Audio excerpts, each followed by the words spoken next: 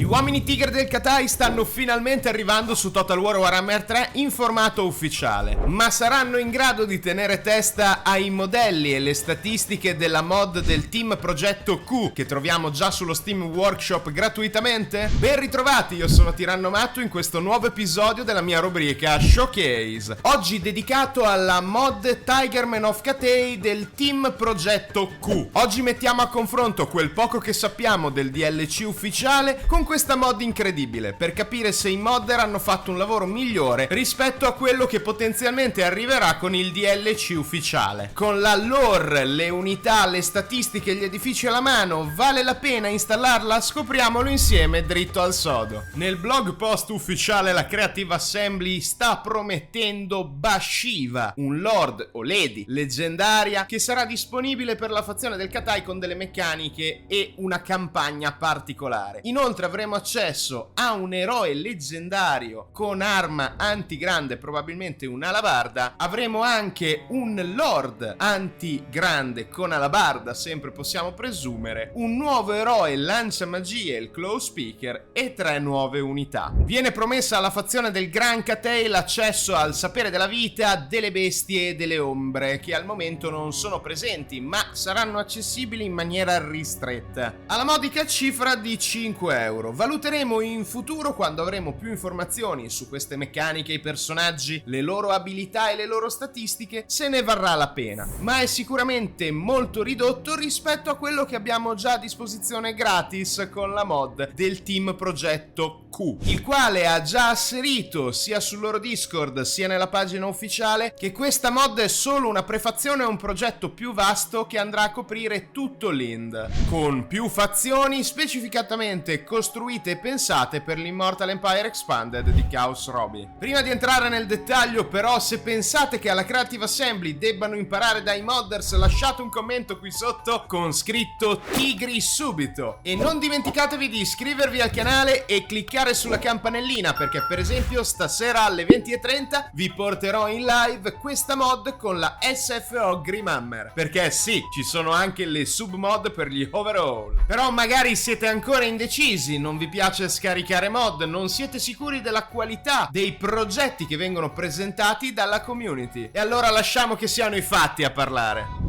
Apriamo le danze parlando delle tecnologie a disposizione di tutti i lord del Gran Katai, che daranno dei potenziamenti specifici alle unità di questa mod Tigerman of Katai, sia nelle prime tecnologie sia in quelle più avanzate. Ogni lord inizierà la campagna con un assistente speciale ora. Ecco che vi presento il Panda Vagabondo, un eroe leggendario unico, disponibile per ogni singolo lord leggendario del Gran Katai. Sarà un lord immortale con tantissimi tratti che vanno a renderlo sia un grande supporto sia un grande combattente. Se avete presente World of Warcraft, i Pandaren o Kung Fu Panda, ovviamente riuscite subito a identificare la natura del meme di questo personaggio, che però credo sia anche abbastanza tematico per il Gran Katai. Non solo potremo utilizzarlo per abilità a soffio come la birra infuocata o per potenziare con rituali magici celesti i nostri combattenti, ma avrà accesso anche al sapere della vita, garantendo alla fazione, seppur soltanto in un esercito, anche questo sapere magico. Inoltre rimane un monaco che pesta fortissimo con il suo bastone e avrà diverse abilità anche per se stesso, non solo per gli alleati, sia attivabili, sia dirette, sia a potenziamento ad area. Passiamo ora agli edifici che con questa mod ci permetteranno di reclutare gli uomini tigre, iniziando dai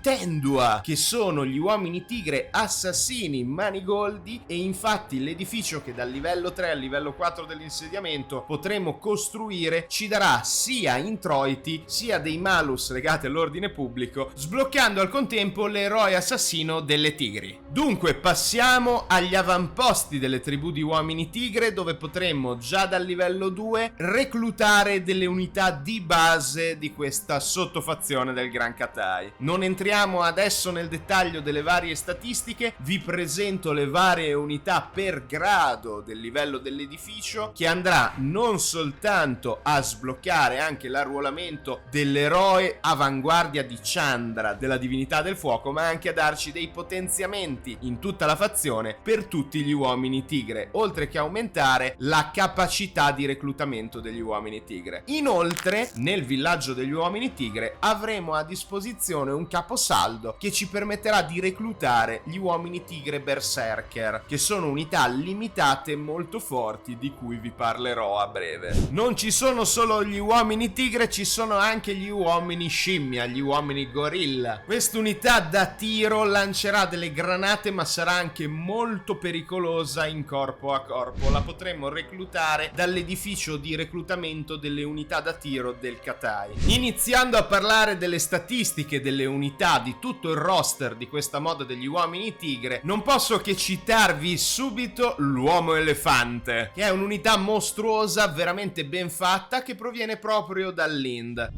Mi è doveroso fare un inciso prima di entrare nella parte più nerd dei numeri. Tutto il doppiaggio è presente grazie alla mod Audio Mixer e tutte le strutture diventano disponibili grazie alla Mixu Mixer. Sono due mod fondamentali per giocare i Tigerman del Katai e devo fare un grande applauso agli sviluppatori della community perché non utilizzano l'AI e ogni linea di dialogo delle unità è doppiata da professionisti. E sono stati fenomenali sia nel creare le texture, gli asset per simulare degli uomini tigre che possono andare in diversi tipi di stance di moto, a 2 zampe, a 4 zampe, acquattandosi, e con una serie di animazioni veramente uniche per tutti quanti, dagli elementi delle unità fino ai lore degli eroi. Ma proprio parlando delle abilità di appostamento, colgo l'occasione per parlarvi anche un pochino delle statistiche, non troppo nel dettaglio. Sono tutte unità d'elite con una forte caratterizzazione basata sull'essere immuni all'aggiramento, il poter cacciare nelle foreste, schierarsi d'avanguardia e avere generalmente una concezione ibrida fra l'attacco corpo a corpo e alcune armi a distanza. L'avanguardia di Chandra, l'eroe comandante degli uomini tigre corazzati, guerrieri, più da prima linea, tra l'altro ha diverse abilità molto interessanti per scacciare i demoni e i non morti, oltre che per fare del danno mirato con dei proiettili e potenziare curando anche una serie di unità oltre se stessa. Tali unità arrivano in 3 varianti principali per quanto concerne la fanteria di base, che è una fanteria ibrida. Appunto abbiamo la variante antifanteria con doppia arma, abbiamo la variante con arco che è fondamentale per continuare a fare danno a distanza, ma abbiamo anche la variante con lancia e giavellotto che invece si occuperà delle unità grandi. Inoltre avremo le unità di tier di livello superiore nel roster, pesantemente corazzate e con bombe a mano, con una sola munizione. E abbiamo la variante degli steel pelt, della pelliccia d'acciaio di guerrieri uomini tigre, anche con difesa contro le cariche e le alabarde per fronteggiare in corpo a corpo le unità grandi. Inoltre avremo anche la variante con scudo, che è completamente pensata per la prima linea. Inoltre avremo delle unità speciali, fra cui gli assassini Tendua e gli uomini tigre berserker, che sono disponibili tramite il caposaldo nel villaggio degli uomini tigre. Questa unità picchia veramente fortissimo e ha tra l'altro delle passive uniche nel momento in cui sono in contatto corpo a corpo. Inoltre picchiano tantissimo, sono immuni all'aggiramento e sono loro fiancheggiatori devastanti. Un'unità arrogantissima che spezza le armature e i reni dei nemici. Infine ci sono gli uomini panda, gli uomini elefante e gorilla, che sono unità ausiliari e amiche degli uomini tigre. E quindi ve li mostro senza entrare troppo nel dettaglio, giusto per farvi vedere le statistiche. Esiste anche un'unità speciale bonus da evocazione, a dipendenza dell'abilità eroe, che è proprio l'avatar della cavalcatura di Chandra, una grande tigre spettrale che avrà infusi anche degli incantesimi e sarà devastante per distruggere essere demoni e non morti.